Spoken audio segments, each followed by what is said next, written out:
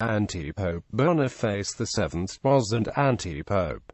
He is supposed to have put Pope Benedict VI to death. A popular tumult compelled him to flee to Constantinople in 974. He carried off a vast treasure, and returned in 984 and removed Pope John XIV from office.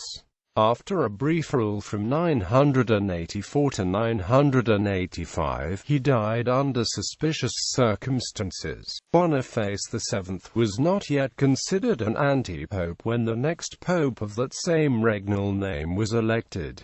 Early life. Boniface VII was the son of Ferrucius and was originally named Franco. He was born in Italy in the late 920s or early 930s AD, although the exact date is not known. Since his surname was Franco, it has been supposed that he belonged to a family of the name which is frequently mentioned in the documents of the 10th century, and which may have been of French origin. In 972, he became a cardinal deacon, a position which he held until he began his papacy in 974. However, little else is known about his early life simply due to the lack of documents available from this period of Rome as a whole. Papacy. Benedict VI, Pope John XIII, born Giovanni Crescentius, of the powerful Roman Crescenti family, died on 6 September 972.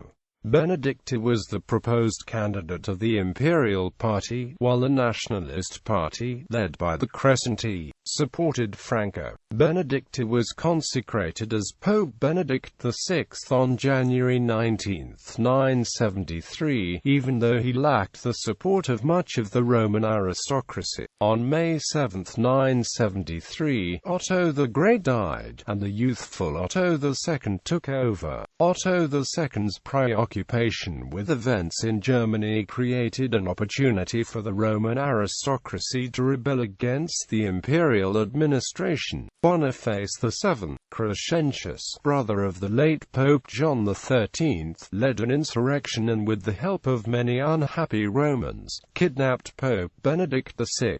They imprisoned him in Castel Sant'Angelo for nearly 2 months. In July 974, Franco assumed the papacy as Boniface VII. Although Otto II, who supported Pope Benedict VI, was still fighting in Bavaria, and could not make it to Rome, he sent Count Cicco, an imperial envoy from Spoleto, to demand the pope's release. When Cicco arrived at Castel Sant'Angelo, a priest named Stephen strangled Benedict VI.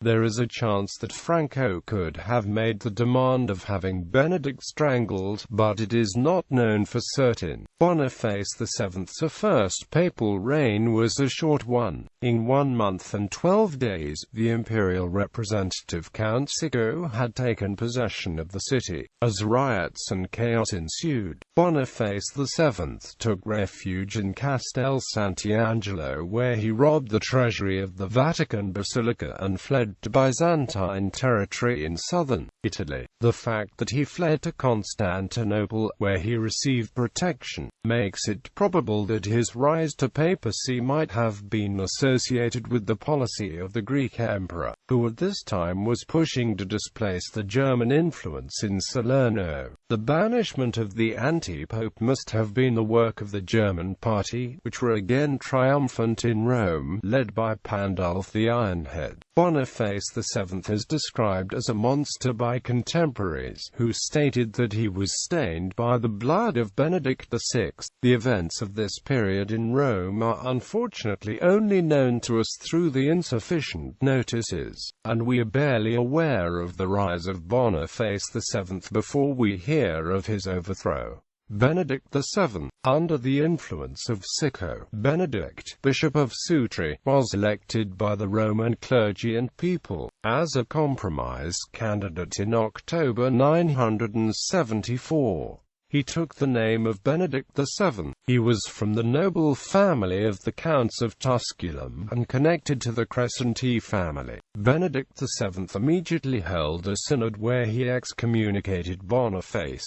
The emperor celebrated the Easter of 981 in Rome and so overawed the factions that Benedict was able to finish his pontificate in peace. Benedict died on the 10th of July 983.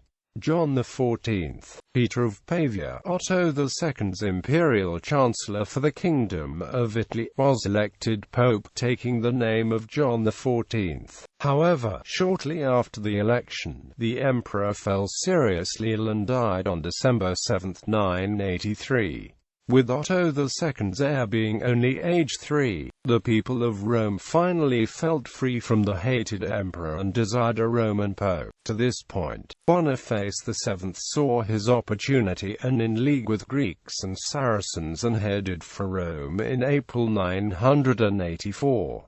With the help of both the treasury he had stolen from his first attempt at the papacy as well as the gold of his Greek followers, he was able to strike relationships with several powerful people. With the help of Crescentius' sons, John and Crescentius II, Boniface had Pope John XIV imprisoned in Castel Sant'Angelo. 4 months later, on August 20, 984, John XIV died in Sant'Angelo either due to starvation, poison, or by the order of Boniface.